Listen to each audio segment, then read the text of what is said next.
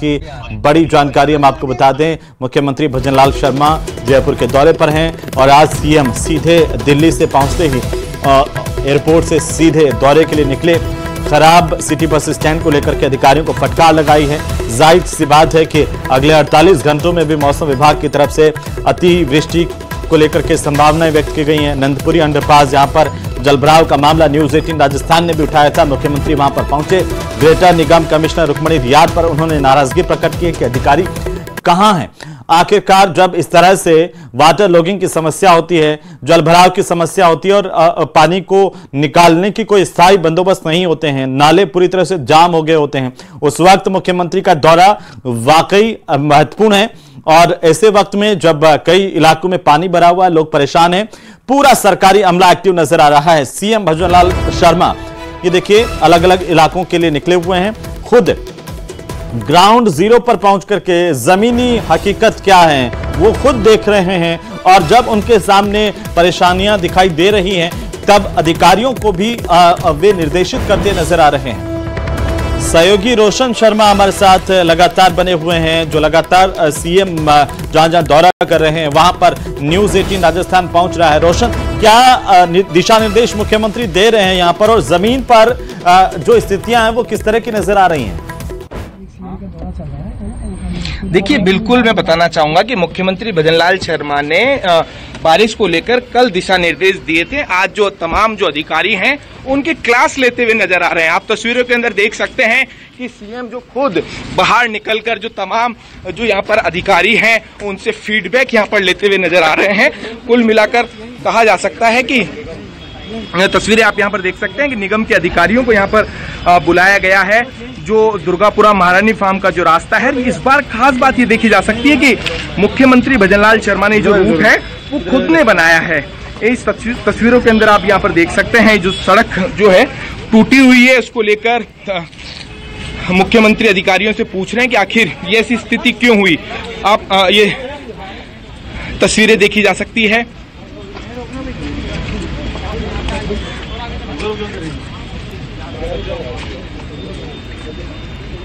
तो रोशन, क्या मुख्यमंत्री का काफिला इस वक्त महारानी फार्म में है?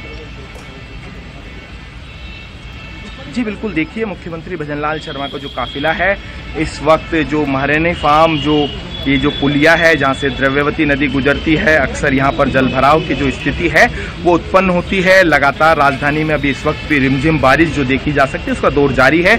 इस बारिश के अंदर मुख्यमंत्री खुद शहर की जो व्यवस्थाएं हैं इनका जायजा लेने के लिए पहुंचे हैं। तमाम अधिकारियों को मौके के ऊपर बुलाया जा रहा है कि राजधानी आखिर जयपुर का इस तरीके का ये जो हाल है वो कैसे हुआ है, अधिकारी कहाँ है। देखिए मैं बताना चाहूँगा कि मुख्यमंत्री ने कल भी निर्देश दिए थे कि जो शहर की जो व्यवस्था है बारिश को लेकर आमजन को परेशानी नहीं हो, ट्रैफिक जाम के हालात नहीं हो, उसको लेकर फीडबैक मांगा था। और अभी देखिए मुख्यमंत्री भजनलाल शर्मा ने एक बार फिर से जो जयपुर ग्रेटर की निगम कमिश्नर है रुक्मणी रियाद उन्हें बुलाया है। यहाँ पर ये जो तस्वीरें हैं इसको लेकर देखिए मुख्यमंत्री ने इशारों में ये पूछा है कि आखिर ये स्थिति क्यों है, शहर इस तरीके से क्यों टूटा पड़ा है, ये जो सड़कें जो है उनकी मरम्मत क्यों नहीं हो रही है, उसको लेकर संभवतः जो मुख्यमंत्री का जो इशारा है, जो बॉडी लैंग्वेज है वो यहाँ पर देखी जा सकती है।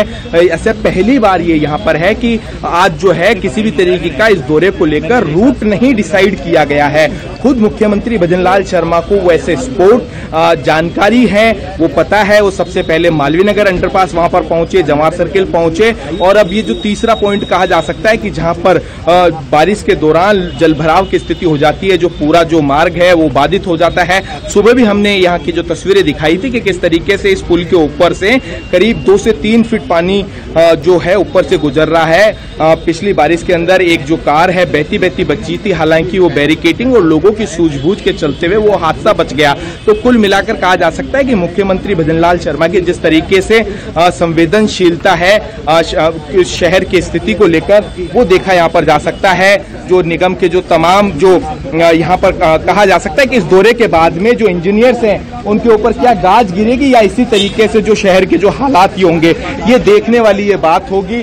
अभी हाल फिलहाल जो मुख्यमंत्री भजनलाल शर्मा का जो कारगेट है वो यहाँ से जो गुजरता हुआ दिखाई दे रहा है। संभवतः मुख्यमंत्री भजनलाल शर्मा अब दुर्गापुरा की ओर जा रहे हैं। ये जो द्रव्यवती नदी का कहा जा सकता है कि ये जो आगे का जो पुल है उसकी स्थिति का सीएम खुद जायजा लेने यहाँ पर पहुंचे हैं। तमाम जो प्रशासनिक अधिकारी इस दौरे के अंदर देखे जा सकते हैं, चाहे बिल्कुल रोशन, बहुत शुक्रिया। नजर बनाए रखिए, लगातार अपडेट हम आपसे लेते रहेंगे। तो सीएम आज शहर के दौरे पर हैं, गुलाबी नगरी जयपुर के अलग अलग हिस्सों तक मुख्यमंत्री भजनलाल शर्मा पहुंच रहे हैं और शहर के हालात भी देख रहे हैं।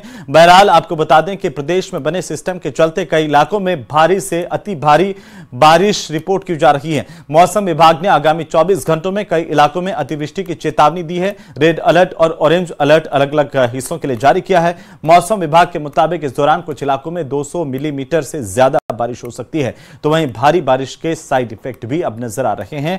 ये खास रिपोर्ट आप देखिए।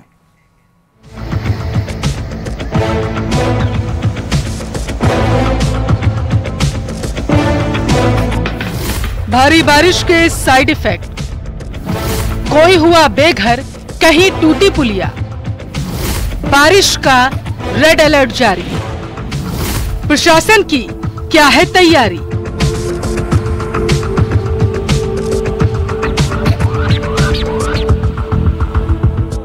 उत्तर पूर्वी राजस्थान के ऊपर बना सर्कुलेशन सिस्टम आज मध्य प्रदेश के दक्षिण पश्चिमी भागों के ऊपर बना, जिसके चलते कई इलाकों में भारी से भारी बारिश दर्ज की गई। मौसम विभाग ने आज जयपुर, भरतपुर, कोटा संभाग के कुछ भागों में भारी से अति भारी बारिश और कहीं कहीं अत्यंत भारी बारिश यानी कि 200 मिलीमीटर से ज्यादा बारिश होने की चेतावनी जारी की। मौसम विभाग ने रेड और ऑरेंज अलर्ट जारी किया। मौसम विभाग ने जयपुर, टोंक, बूंदी, सवाई माधोपुर, दौसा, कोटा, बारां, बूंदी जिलों के लिए अत्यंत भारी बारिश के लिए रेड अलर्ट जारी किया।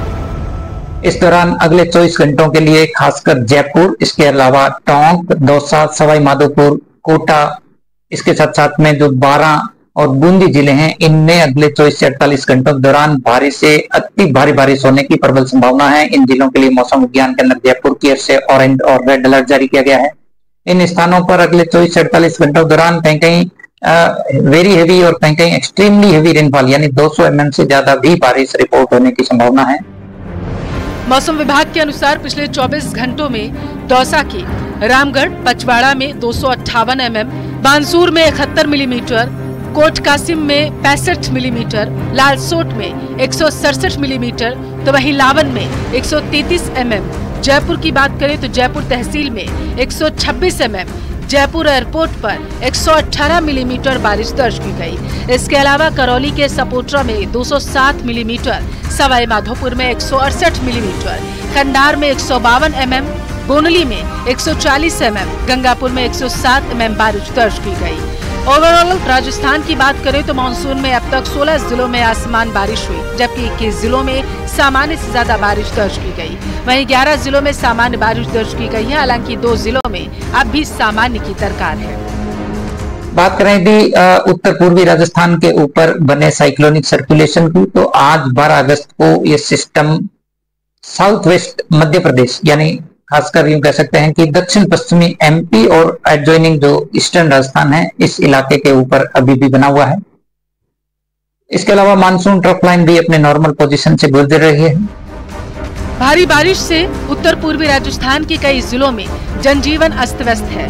बारिश के साइड इफेक्ट आने लगे हैं। सवाई माधोपुर में बरसाती नालों में भी रौद्र रूप देखा जा रहा, हालात विकट हो गए।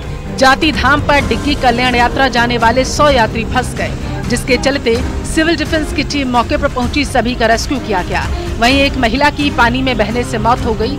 महिला मध्य प्रदेश के शिवपुर की रहने वाली बताई जा रही है। यहाँ 50 से 60 यात्री थे, उनके लिए डिप्टी महेंद्र शर्मा जी ने फोन किया था कि वहाँ जति धाम आश्रम में 50 से 60 आदमी फंसे हुए हैं, तो उनको निकालने के लिए यहाँ आए थे। तो यहाँ के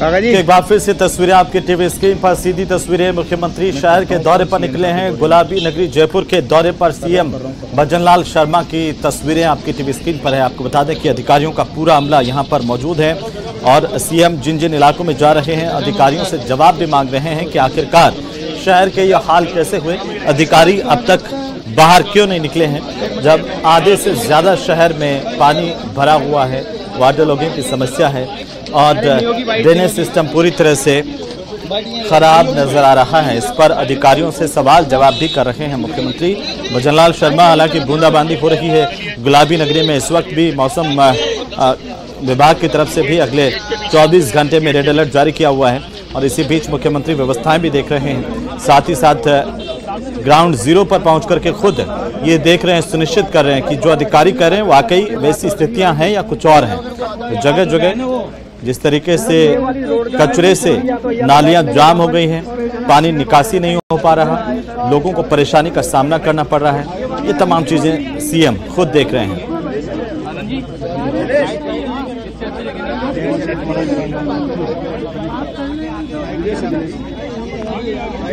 लगातार जब मुख्यमंत्री यहाँ पर अगर मीडिया से बातचीत करेंगे, क्या कुछ कहते हैं,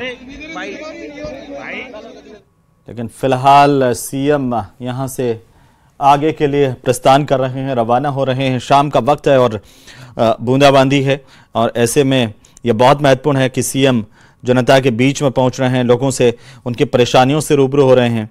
तो द्रव्यवती नदी और नाले के उफान की तस्वीरें आप सबने देखी होंगी। सबसे पहले मुख्यमंत्री उन स्पॉट्स पर पहुंचे हैं जहां सबसे ज्यादा परेशानी वाले इलाके माने जाते हैं। पिछले 24 घंटों से बारिश का दौर जिस तरीके से जयपुर में चला है, उसके बाद कई इलाके ऐसे हैं जहां पर जल भराव की समस्या पैदा हो गई। कई जगह पर सड़कें टूटी हुई है। तो सीएम यहां पर अलग अलग इलाकों में गए हैं। मानसरोवर के इलाके में भी मुख्यमंत्री का ये दौरा, और खासतौर पर हम कहें कि चाहे वो B2 बाईपास का इलाका हो, महारानी फार्म का इलाका हो, या फिर अगर जवाहर सर्किल से देखें तो जिस तरह की परिस्थितियां वाटर लॉगिंग को लेकर के बनती हैं और वो हर जयपुरवासी उनसे रूबरू होता है। आज जब मुख्यमंत्री यहां पर पहुंचे हैं तो सरकारी अमला पूरी तरह से एक्टिव नजर आ रहा है। अधिकारी जो हैं उनसे जवाब देते बन नहीं रहा। दरअसल इस तरह के हालात कैसे हुए जयपुर शहर के, क्योंकि नगर निगम तमाम दावे कर रहा था। नगर निगम की तरफ से क्या हर साल की तरह इस बार भी तैयारियां पूरी नहीं की गई? आखिर ये तैयारियों को लेकर के क्या रवैया अधिकारियों का रहा? ये तमाम बातें मुख्यमंत्री ने जानी है धरातल पर। खुद रुक्मणी रियार से उन्होंने सवाल जवाब किए हैं। मुख्यमंत्री नाराज भी नजर आए अधिकारियों पर कि इस तरह की स्थिति में अधिकारी अंदर बैठे हुए और बाहर जनता परेशान है। एक संवेदनशील मुख्यमंत्री के तौर पर जो जनता की समस्याएं हैं उन्हें धरातल पर जाकर के जानने की कोशिश यहां पर मुख्यमंत्री कर रहे हैं। और चलिए अब बात कर लेते हैं किरोड़ी रिटर्न्स की। तो क्या भजनलाल सरकार से डॉक्टर किरोड़ीलाल मीणा की नाराजगी दूर हो गई है और सरकार इस नाराजगी को दूर करने में कामयाब हो गई है? ये सवाल इसलिए है क्योंकि जिस तरह से सुरक्षा को लेकर के कयास लगाए जा रहे हैं, गंभीरता देखी जा रही है। और आपको बता दें कि किरोड़ीलाल मीणा आपदा प्रभावित इलाकों में सुरक्षा को लेकर गंभीर दिख रहे हैं और उसके बाद इस तरह के कयास लगाए जा रहे हैं कि वे सरकार में वापसी कर रहे हैं। और इसी बीच प्रदेशाध्यक्ष मदन राठौड़ का बयान भी विश्वास से भरा हुआ नजर आ रहा है। रिपोर्ट देखिए।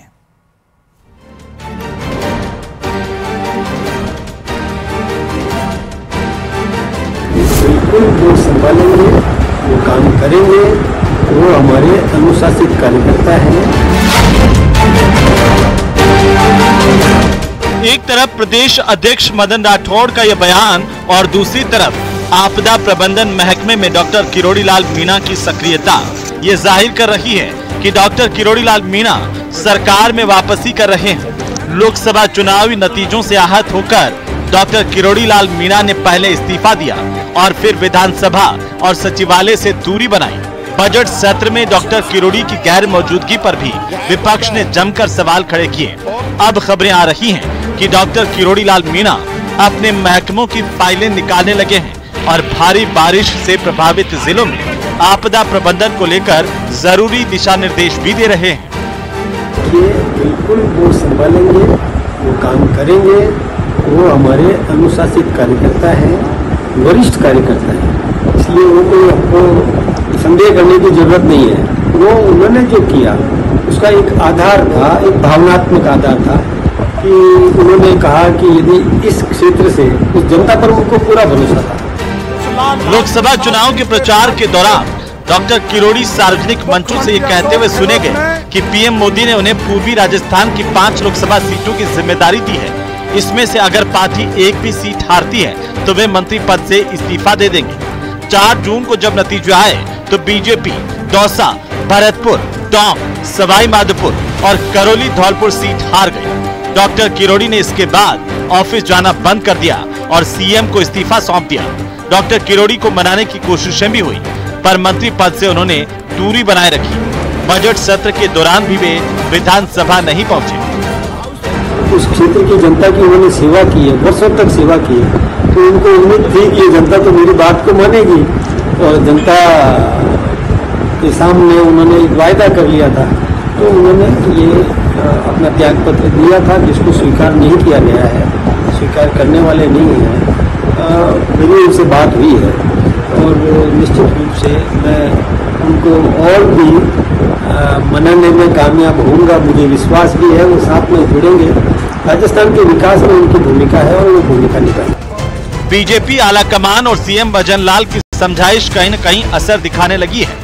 सूत्रों के हवाले से खबर है कि डॉक्टर किरोड़ी राज्य हित में जरूरी फाइलों पर दस्तखत करने लगे हैं। बहरहाल उपचुनाव से ठीक पहले डॉक्टर किरोड़ी लाल मीणा को अगर पार्टी मना लेती है तो ये पार्टी के लिए अच्छे संकेत हैं।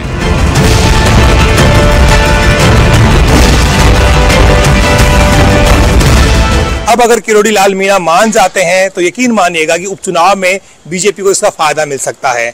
हालांकि खबरें यही आ रही हैं कि किरोड़ी की नाराजगी को दूर करने में सरकार काफी हद तक सफल हो गई है और उपचुनाव में अगर किरोड़ी मैदान में पार्टी का समर्थन करने के लिए जी जान से जुड़ते हैं तो फिर बीजेपी को इसका लाभ भी मिल सकता है। बाबूलाल धायल, न्यूज़ 18, जयपुर।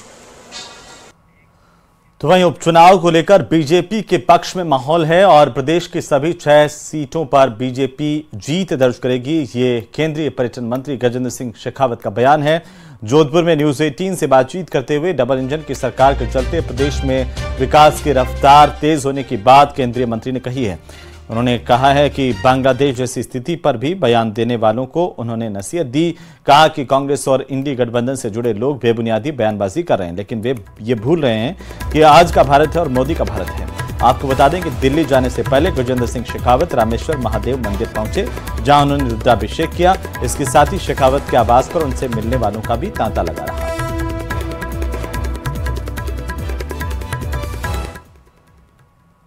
के परिप्रेक्ष्य में बात करूं तो भारतीय जनता पार्टी जो 6 जगह उपचुनाव अब होने, 5 जगह पहले से होना था और दुर्भाग्य से सावलंबर के सम्मानीय विधायक की अमृतलाल जी के देहावसान के बाद अब वहां भी उपचुनाव होगा। इन 6 जगह भारतीय जनता पार्टी प्रचंड बहुमत के साथ जीतेगी। जिस तरह से राजस्थान की सरकार ने इस बजट के माध्यम से प्रदेश के सभी 200 विधानसभा क्षेत्रों में विकास की एक नई धारा प्रारंभ करने का काम किया है, नई शुरुआत की है और जो वादे लेकर के हम विधानसभा चुनाव के समय में गए थे, उन सब वादों में से 50% से ज्यादा वादे पिछले 6 महीने में पूरे किए। क्योंकि बांग्लादेश में जो कुछ हुआ वो दुर्भाग्यपूर्ण है और वर्तमान की इस लोकतांत्रिक विश्व में अस्वीकार्य भी है और आज पूरा विश्व इसकी भर्त्सना भी करता है, निंदा भी करता है। जिस तरह से वहां तख्ता पलट के बाद में अराजकता का माहौल बना, हिंदुओं को टारगेट करके वहां पर कुछ दुर्घटनाएं हुई, मंदिर तोड़े गए, हम उसकी निंदा भी करते हैं, भर्त्सना भी करते हैं और पूरे विश्व में विश्व भर का हिंदू समाज जो है उसके कारण से उद्वेलित भी है और मानसिक रूप से व्यथित भी है। तो वहीं डिप्टी सीएम दिया कुमारी ने आज अजमेर कलेक्ट्रेट में अजमेर और केकड़ी जिले के अधिकारियों की समीक्षा बैठक की है। इस दौरान केंद्रीय कृषि राज्य मंत्री भागीरथ चौधरी, जल संसाधन मंत्री सुरेश रावत भी मौजूद रहे। बैठक में बारिश के साथ साथ बजट घोषणाओं के अनुरूप हुए विकास कार्यों को लेकर समीक्षा की गई है। बैठक के बाद दिया कुमारी ने कहा कि बजट घोषणाएं कर आम जनता को राहत पहुंचाई गई और ऐसे में इन घोषणाओं को लेकर कितना क्रियान्वयन हुआ है, इसकी समीक्षा की गई है। अजमेर और केकड़ी जिले के अधिकारियों से बातचीत की गई, उन्हें मौजूदा बारिश की स्थिति को लेकर दिशा निर्देश भी दिए गए।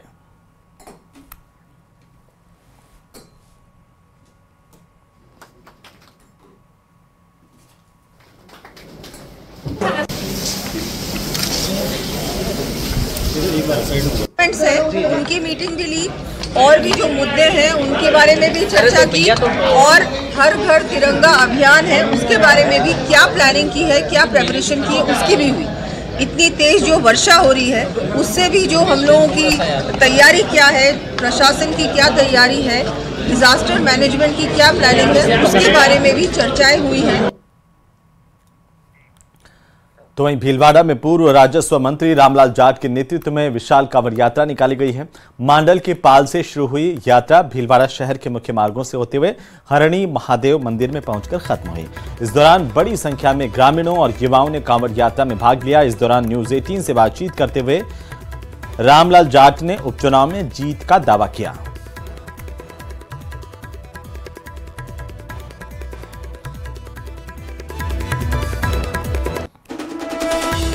मांडल की पाल से ये कांवड़ यात्रा शुरू हुई हरणी महादेव मंदिर तक, जहां पर रामलाल जाट खुद कांवड़ यात्रा में शामिल हुए। कांवड़ लेकर के पहुंचे भगवान भोलेनाथ के दरबार में और उन्होंने जलाभिषेक भी किया।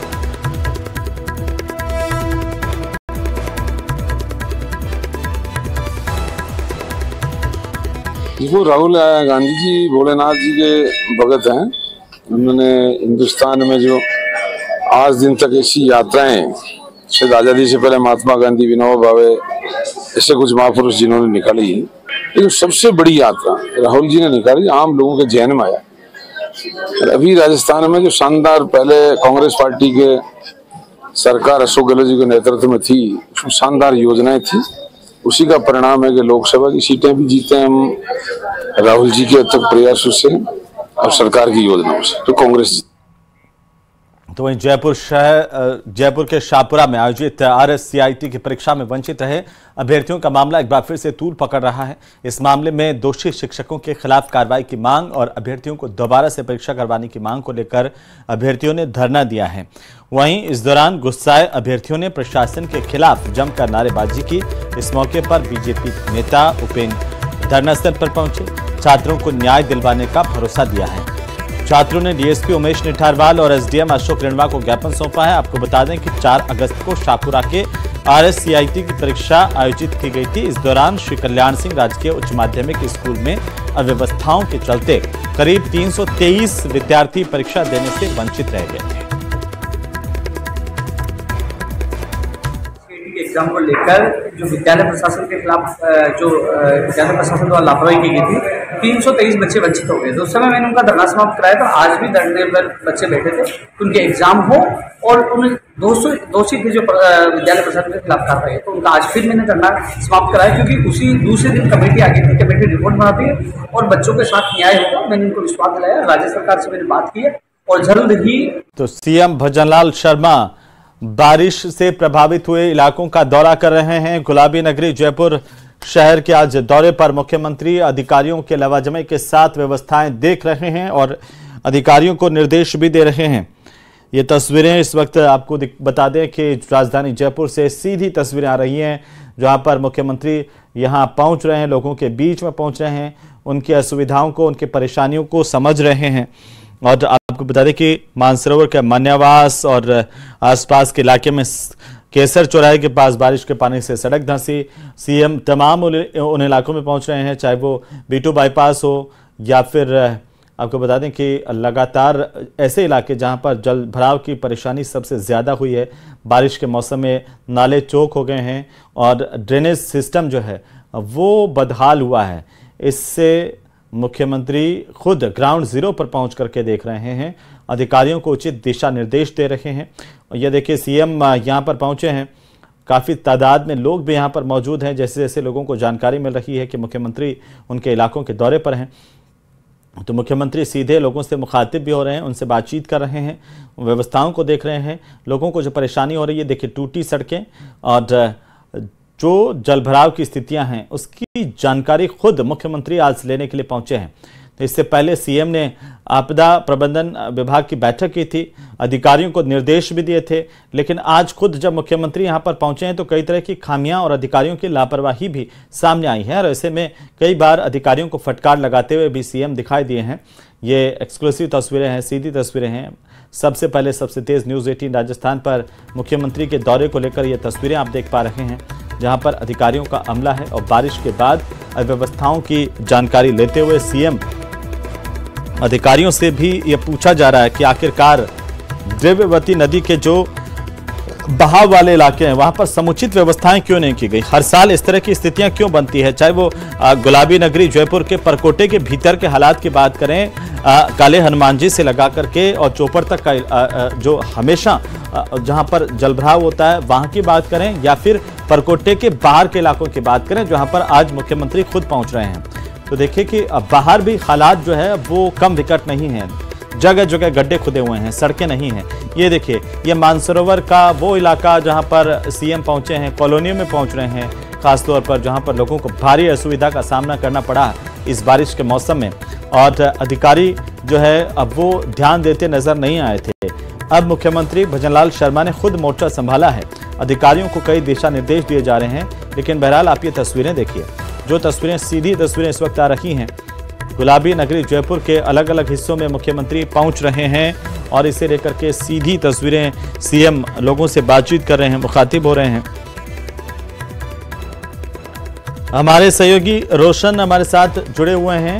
रोशन, अभी सीएम कहां पर हैं और क्या चल रहा है?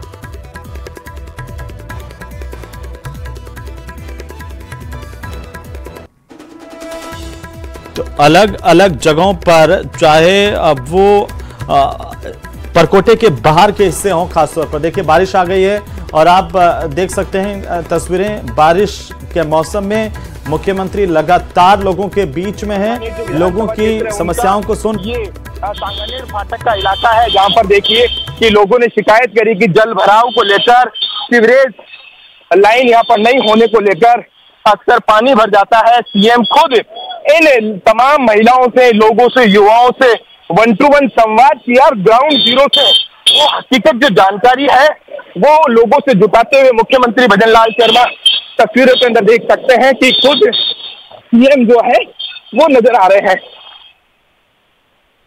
रोशन, अगर आप मुझे सुन पा रहे हैं तो अभी किस इलाके में सीएम हैं? देखिए, सीएम जो है वो सांगानेर, ये जो विधानसभा क्षेत्र है, मुख्यमंत्री का खुद का जो इलाका है उसके अंदर सीएम जो है वो निरीक्षण सीएम कर रहे हैं। तस्वीरों के अंदर आप देख सकते हैं। तो सांगानेर में सीएम और सांगानेर के में पहुंच करके हालात का जायजा लेते बताया जा रहा है कि मुख्यमंत्री भजनलाल शर्मा जो अब है सीकर रोड वीटीआई का जो इलाका है वहां का निरीक्षण करेंगे मुख्यमंत्री। जगह जगह ये तस्वीरें देख रहे हैं, टूटे हुए रास्ते हैं और चारों तरफ किस तरीके से अधिकारियों ने ध्यान नहीं दिया और इसकी वजह से गुलाबी नगरी में जो हालात पैदा हुए जगह जगह, उसका जायजा मुख्यमंत्री खुद ले रहे हैं। और हमारे सहयोगी रोशन लगातार नज़र बनाए हुए हैं, बता रहे हैं, पल पल की अपडेट आप तक पहुंचा रहे हैं। और आप समझ सकते हैं कि जब बारिश के मौसम में मुख्यमंत्री के काफिले के साथ चलना हो, किस तरह की परेशानियां आती हैं, ख़ासतौर पर रिपोर्टिंग के वक्त उनको भी ज़रा समझना होगा। और फिलहाल जो बीच बीच में अवरुद्ध हो रही है आवाज़, क्योंकि टेक्निकल खामी की वजह से और लगातार बारिश हो रही है, वहाँ पर विकट हालात हैं, भीड़ होती है, पूरा एक कारकुन जब साथ चलता है, काफिला चलता है तो बहुत सारी परेशानियां। देखिए ये तस्वीर देखिए जहाँ पर मुख्यमंत्री खुद पहुंचे हैं। सबसे बड़ी बात यह है कि सीएम जब धरातल पर उतरे हैं और हालात का जायजा ले रहे हैं तो तमाम जो तस्वीरें हैं वो मुख्यमंत्री के सामने हैं। और वैसे भी सीएम भजनलाल शर्मा सीएम बनने से पहले भी उस इलाके में लगातार वाकिफ रहे हैं, चाहे वो सांगानेर का इलाका हो, जयपुर से वे अच्छी तरह से वाकिफ रहे हैं, बाकायदा आते जाते रहे हैं, तमाम व्यवस्थाओं को देखते रहे हैं। आज जब वे मुख्यमंत्री के तौर पर पहुंच रहे हैं, लोगों से उनकी परेशानी को जान रहे हैं, तो लोगों को भी एक संबल मिला है कि उनका एक मुख्यमंत्री बारिश के बीच में उन तक पहुंच रहा है, उनकी परेशानियों को समझ रहा है। और सरकार ये कोशिश कर रही है कि व्यवस्थाएं सुधारी जाएं, व्यवस्थाओं को जल्द से जल्द मुकम्मल किया जाए। और इसके लिए बेहद जरूरी है, मुख्यमंत्री का ये दौरा अपने आप में बहुत महत्वपूर्ण है। और ये देखिए जगह जगह गड्ढे हैं, कई जगह पर सड़कें टूटी हुई हैं, जिस तरफ ध्यान नहीं दिया जा रहा। ये जो तस्वीरें आप देख पा रहे हैं, ये गुलाबी नगरी की तस्वीरें हैं, जहां पर खुद मुख्यमंत्री इन तस्वीरों से रूबरू हो रहे हैं।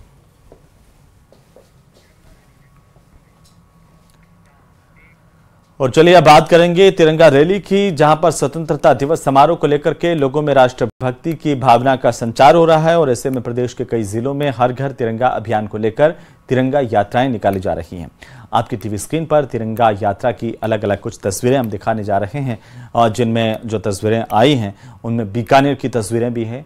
और आपको बता दें कि बीकानेर में केंद्रीय मंत्री अर्जुन राम मेघवाल ने तिरंगा यात्रा को हरी झंडी दिखा करके रवाना किया और बाफना स्कूल में छात्रों को तिरंगा देकर घर घर तिरंगा अभियान की शुरुआत भी की है। और बीकानेर के आंगनबाड़ी कार्यकर्ताओं ने कलेक्ट्रेट से पब्लिक पार्क पर तिरंगा यात्रा निकाली।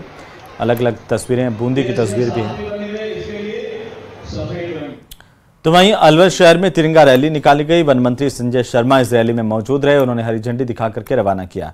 खुद संजय शर्मा ने बारिश के बावजूद भीगते हुए तिरंगा रैली में शुरुआत से लेकर अंत तक साथ में दिखाई दिए लोगों के। इस दौरान लोगों का जोश बेहद हाई नजर आया राष्ट्र को लेकर के। और ये देखिए, इसमें आम लोगों के साथ साथ छात्र छात्राएं भी शामिल हुए।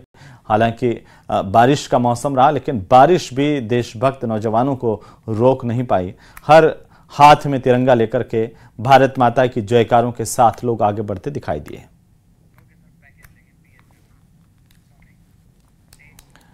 और अब बात कर लेते हैं सीमा पर मुस्तैद बीएसएफ की, जहां पर भारत पाक बॉर्डर पर बीएसएफ 15 अगस्त को लेकर के और ज्यादा अलर्ट हो गई है। पिछले 8 महीनों में बीएसएफ ने 137 करोड़ की ड्रग्स पकड़ी है। साथ ही आने वाले दिनों के लिए और ज्यादा चौकसी बढ़ा दी गई है। रिपोर्ट देखिए।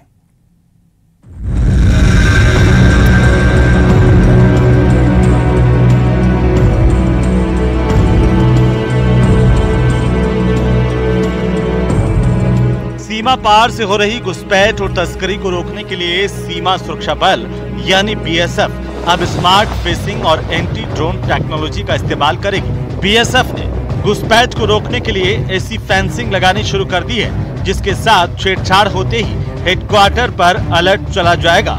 वहीं इस साल महज 8 महीनों में पाकिस्तान से ड्रोन के जरिए गिराई गई 137 करोड़ की ड्रग्स पकड़ी जा चुकी है। इसके लिए खास एंटी ड्रोन मशीन का इस्तेमाल किया जा रहा है।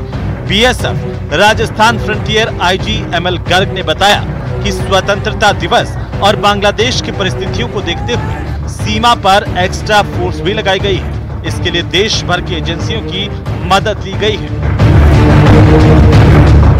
बांग्लादेश को लेकर के बीएसएफ पूरी तरह से सजग है। बीएसएफ के लिए वाकई बहुत मुश्किल टास्क है। 4096 किलोमीटर का बॉर्डर है इंडिया बांग्लादेश का, जिसमें जो सबसे पहले नीचे वेस्ट बंगाल आता है, उसके बाद में ऊपर उसके आ जाएगा ये असम, फिर मेघालय, फिर मिजोरम और उसके बाद त्रिपुरा। तो इन सारी स्टेट्स में जो हिंदुस्तान का बॉर्डर हमारा बांग्लादेश के साथ लगता है, इन सभी जगहों के हालात बेहद सेंसिटिव बने हुए। इस साल 8 महीनों में बीएसएफ ने कुल 30 किलो हेरोइन पकड़ी है, जिसकी कीमत करीब 137 करोड़ रुपए है। इसके साथ ही 4 पाकिस्तानी ड्रोन और ड्रोन के जरिए गिराए जाने वाले कई हथियारों को भी जब्त किया गया है। साथ ही कुल 38 संदिग्ध व्यक्तियों को पकड़ा गया है, जिनमें से 6 पाकिस्तानी नागरिक हैं और 1 बांग्लादेशी नागरिक है। आपको बता दें कि बीएसएफ ने 2023 में 74 किलो हेरोइन पकड़ी थी, तो वहीं 2022 का आंकड़ा 34.5 किलो का था। बीएसएफ ने एंटी ड्रोन सिस्टम्स लगभग पूरी सीमा पर लगाए हैं, जो इफेक्टिवली काम कर रहे हैं। बहुत इफेक्टिवली, उसकी लोकेशंस मैं आपको नहीं बता सकता, लेकिन वो बहुत इफेक्टिव है और बहुत अच्छा काम कर रहे हैं। ड्रोन गन्स हैं जो लेजर का इस्तेमाल कर रहे हैं, एंटी ड्रोन गन्स का इस्तेमाल कर रहे हैं। हमारी जो एक बार लोकेट हो जाने के बाद हम फायर का इस्तेमाल करते हैं, एंटी ड्रोन टेक्नोलॉजीज का इस्तेमाल कर रहे हैं, डिटेक्शन के लिए अलग इस्तेमाल कर रहे हैं, ताकि आपके एयर स्पेस में जो कुछ आएगा उसके बारे में हमें पता चल जाए। बॉर्डर पर बीएसएफ अलर्ट मोड पर है और पाकिस्तान से आने वाली हर साजिश का मुंह तोड़ जवाब दिया जाता है। आने वाले दिनों में बीएसएफ ने बॉर्डर पर संदिग्ध गतिविधियों और 15 अगस्त को लेकर चौकसी और भी बढ़ा दी है।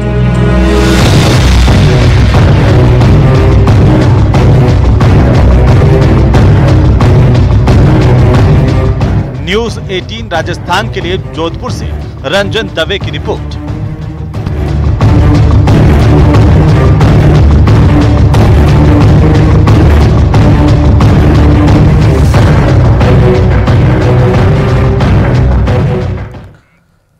तो वहीं जयपुर के होटल हयात से 1 करोड़ 45 लाख रुपए की चोरी के मामले में पुलिस ने मध्य प्रदेश के राजगढ़ से 3 आरोपी गिरफ्तार किए हैं। जयपुर और मध्य प्रदेश पुलिस के करीब 48 घंटे तक चले ऑपरेशन के बाद ये आरोपी पकड़े गए हैं। हयात होटल में चोरी का मामला।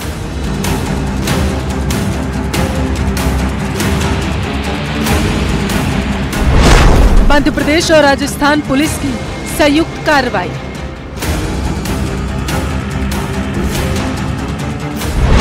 एमपी के राजगढ़ से पकड़े गए 3 आरोपी।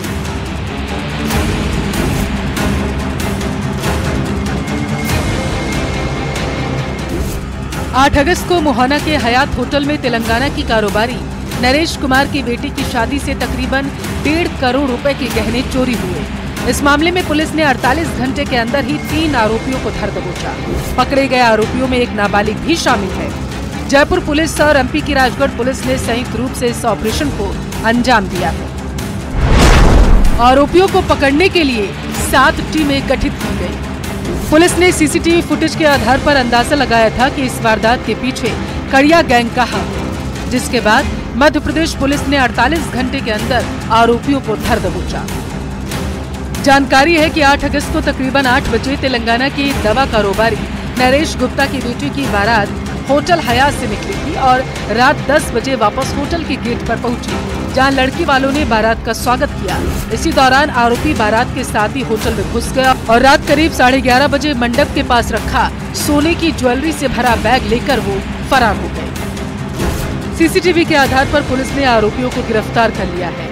डेस्टिनेशन वेडिंग के लिए जयपुर पहुंचे इस परिवार के लिए चोरी की वारदात होश उड़ाने वाली थी, लेकिन पुलिस ने जिस तरह से तत्परता दिखाते हुए आरोपियों को गिरफ्तार किया, उससे पीड़ित परिवार को बड़ी राहत मिली है। जयपुर से विष्णु शर्मा की रिपोर्ट। तो वहीं टोंक के मालपुरा में 4 साल बाद कांवड़ यात्रा निकाली गई। ये कांवड़ यात्रा रविवार को बीसलपुर बांध से शुरू हुई थी। आज ये कांवड़ यात्रा मालपुरा पहुंची और केदारनाथ महादेव मंदिर में जलाभिषेक किया गया। कांवड़ यात्रा को शांतिपूर्ण तरीके से निकालने के लिए पुलिस मुस्तैद रही। इस दौरान 400 कांवड़ियों की सुरक्षा में 4 RASC बटालियन, 1 ATF कंपनी समेत 1000 पुलिसकर्मी तैनात रहे। इस दौरान SP, ASP, DSP समेत कई थानों के इंस्पेक्टर भी मौजूद रहे। यात्रा को देखते हुए SDM ने यहां पर 7 शर्तें लगाई हैं। कांवड़ यात्रा उस जगह से निकल रही है जो जगह हमेशा विवादित रही है। पिछले 4 सालों से प्रशासन ने इस विवादित रास्ते को लेकर अनुमति नहीं दी थी। उसके बाद वो पूरा रास्ता कवर करने के बाद तस्वीरों के जरिए एक बार मैं आपको सबसे पहले दिखाना चाहता हूँ छतों पर लोगों का हुजूम, जिस तरह से लोगों में जबरदस्त उत्साह नजर आ रहा है। कांवड़िया जो देख रहे हैं आप, ये वो पूरा विवादित रास्ता जो प्रशासन जिसकी अनुमति नहीं दे रहा था, सरकार बदलने के बाद वो रास्ता क्लियर हो गया है और कांवड़िया उस विवादित रास्ते से पार कर करके अपने गंतव्य स्थान यानी केदारनाथ मंदिर में जलाभिषेक के लिए जा रहे। तस्वीरों के जरिए दिखाना चाहूंगा, बड़ी संख्या में लोग छतों पर उस कांवड़ यात्रा का इंतजार कर रहे थे जो पिछले 4 सालों से नहीं निकल रही थी। पुलिस की पुख्ता बंदोबस्त व्यवस्थाओं के बीच ये कांवड़ यात्रा उस विवादित रास्ते को पार करके आज मालपुरा के केदारनाथ मंदिर में जलाभिषेक करने के लिए तैयार है। मैं आपको बता दूं, वो 2 किलोमीटर का रास्ता जो विवादित रास्ता बताया जा रहा है, पुलिस ने चप्पे पर जवान को तैनात कर दिया था। उन घरों को बिल्कुल सील कर दिया था जिन घरों पर उन घटना की संभावना दिख रही थी। सांप्रदायिक सौहार्द बिगाड़ने वाले लोगों को मालपुरा से दूर कर दिया था और कुल मिलाकर के 4 साल बाद वो कांवड़ यात्रा जिसको प्रशासन अनुमति नहीं दे रहा था, तस्वीरों के जरिए देखिए कांवड़ियों में उत्साह, लोग छतों पर उस कांवड़ का स्वागत करने के लिए तैयार है। इस 2 किलोमीटर विवादित रास्ते में पुलिस ने ऐसी व्यवस्था कर रखी थी, परिंदा भी पर नहीं मार सके। सिर्फ परमिशन वाले लोगों को ही इस रास्ते पर परमिशन थी और शांतिपूर्ण तरीके से वो 2 किलोमीटर का रास्ता पूरा कवर कर लिया है। और अब ये कांवड़ यात्रा बस स्टेशन से होते हुए व्यास सर्किल और उस केदार महादेव मंदिर में जलाभिषेक करेगी। न्यूज़ 18 राजस्थान, दौलत फारिक, टोंक। तो वहीं राजसमंद विधायक दीप्ति माहेश्वरी करीब 5 किलोमीटर तक नंगे पैर कांवड़ लेकर के कांवड़ियों के साथ चली हैं। राजनगर स्थित नर्मदेश्वर महादेव से रामेश्वर महादेव पहुंची, जहां पर उन्होंने जलाभिषेक किया। राजसमंद जिले और प्रदेश में खुशहाली की कामना की। इस अनोखी यात्रा में विधायक दीप्ति माहेश्वरी के साथ साथ करीब 2100 अन्य महिलाएं भी कांवड़ लेकर के पहुंची और नर्मदेश्वर महादेव सेवा समिति के तत्वावधान में ये कांवड़ यात्रा निकाली गई।